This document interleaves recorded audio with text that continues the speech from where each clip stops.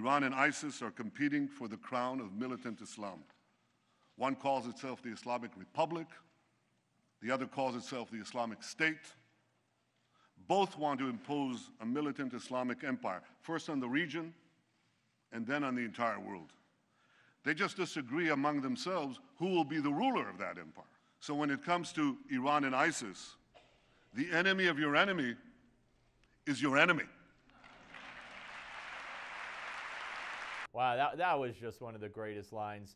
Joining us now is Aaron Klein, Senior Staff Reporter for WorldNet Daily, host of the Aaron Klein Investigative Radio Show, and author of the REAL Benghazi Story. All right, Aaron, your response to the speech by Bibi.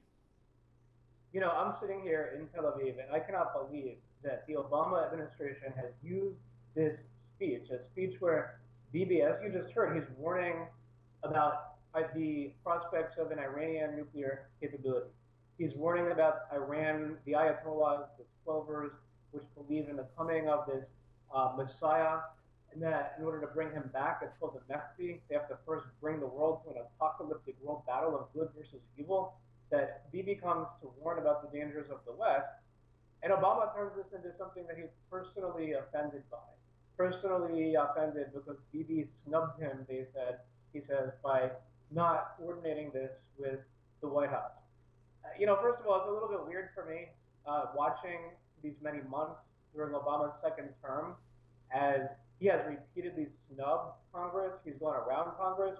He passed through executive amnesty basically what became eventually aspects of the DREAM Act, which Congress felt to have passed, and on it goes, all of his extrajudicial activity, and he's now offended that Congress decided to invite an ally of the United States to warn the United States about the prospects of this deal that, as Bibi said, could potentially leave Iran months perpetually from a nuclear capability. Right, and Aaron, you heard the president say in response to the speech, I didn't see it, I read the transcript, and there was nothing new. There was something new. He actually gave a blueprint. He said, increase the sanctions, hang tough on the sanctions. They'll walk away. They'll come back. They need the deal more than the U.S. does. And he told them exactly what to do.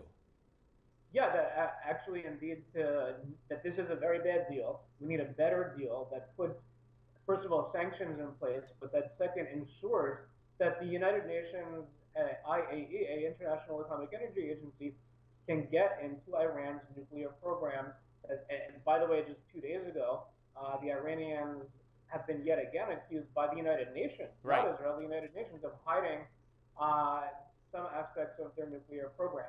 And to sit there and to believe that this speech, to bring a crisis in the relationship between the United States and Israel, I mean, what about when Obama went in 2009 to Cairo, Egypt, didn't coordinate that fully with Israel, and then said that Israel was created, he basically implied, because of the Holocaust, and then to talk about the illegitimacy of Jewish communities, aka settlements, in the eastern sections of Jerusalem and the West Bank, which basically gives now fodder to terrorists, because even the Obama administration, the president himself, questioned the legitimacy of these communities. Well, let me ask you, Aaron. Let me ask you how this is playing over there in Israel. Did he? I think he got a bounce in the polls of an overnight kind of bounce in the polls from the speech. Am I right? Yeah, indeed. Actually, the Israeli populace really is really weary, as they should be, rightly. Even, by the way, the left wing here in Israel, of the presidency. So for the Israeli prime minister to go there and kind of stick it in a way to Obama, not personally though, on policy, on Iran, on ISIS, on jihadists. This is something that really obviously resonates with the Israeli public. And Bibi had a very difficult job because he needed to balance very delicately speaking to his own public. He's facing election in 2.5 weeks, speaking to the American public. And by the way, he stressed rightfully that Iran and ISIS, of course, they're not just threats here where I am, 5,000 miles away in Tel Aviv, but Iranian proxies are in Central America, in South America. And obviously, you would think, I mean, if illegal aliens know how to get into the United States very easily, and you would think ISIS and Iranian proxies are already in the United States. Right, and Aaron, also Iran kicked us out of our embassy in Yemen. Iranian-backed forces took over Yemen. So the whole thing is insane. We got 30 seconds, less than 30 seconds. Nancy Pelosi cried, or felt like crying. Yeah, when I heard that she was crying, I thought that maybe it was, in response to Bibi's very poetic speech about the Bible and the Persians trying to destroy Israel. And she's crying because she's offended by the speech.